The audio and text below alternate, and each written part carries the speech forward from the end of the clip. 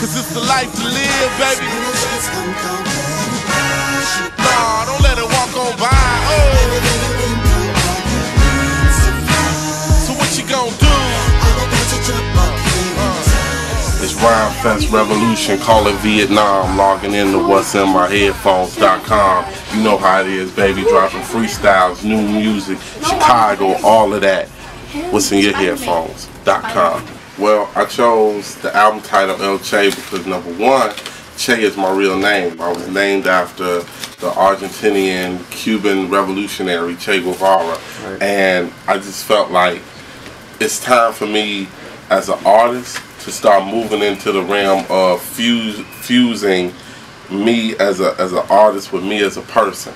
And so Che is the beginning of you seeing who Rhymefest really is. You know what I mean? Yeah. And not even so much nostalgic revolution like guns and taking over the government type stuff, but just who is this person and how my thoughts are revolutionary because they differ from any other rappers. Right.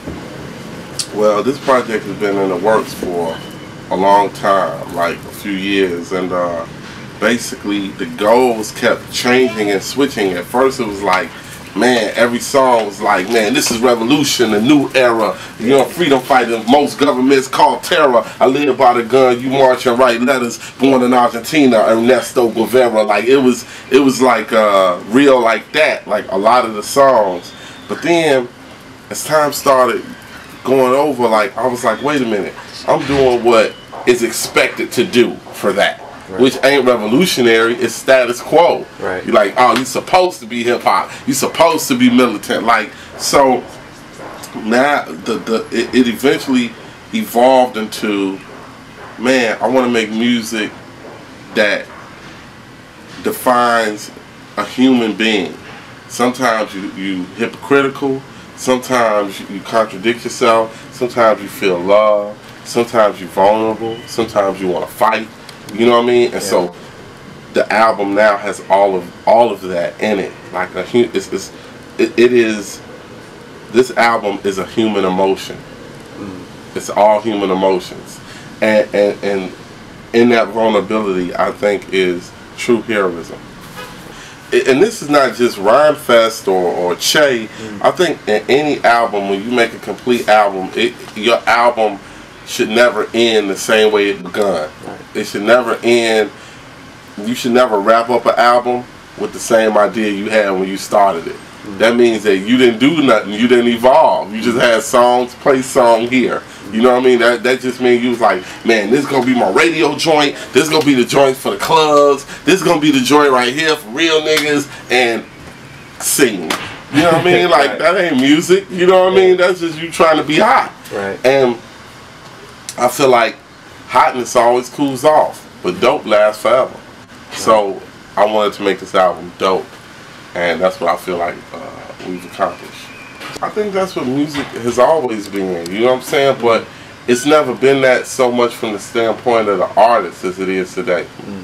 It was always that from the standpoint of a record label. Like, I'm sure Barry Gordy was like, yo, we need something hot for the streets. Like, we need, you know, like, that's what the label would say. But Marvin Gaye would be like, man, people just got here, mercy, mercy me. Things ain't what they used to be. Oh, no. Like, you know, like, and that may not have been hot to Barry Gordy. He might have been like, man, I need another distant lover. I need sexual healing, bro. What is you doing? But he didn't realize Marvin is an artist. You know what I mean? And the artist has the temperature of the room. You know what I mean? Even if you don't see it. And so I think that, but today, I think when we talk about has anything been lost, artists are trying to think like CEOs instead of thinking like artists. Let the record label try to make you hot, but you try to make art. And when you blend that together, you get dope. Everybody wants to make as much money as possible.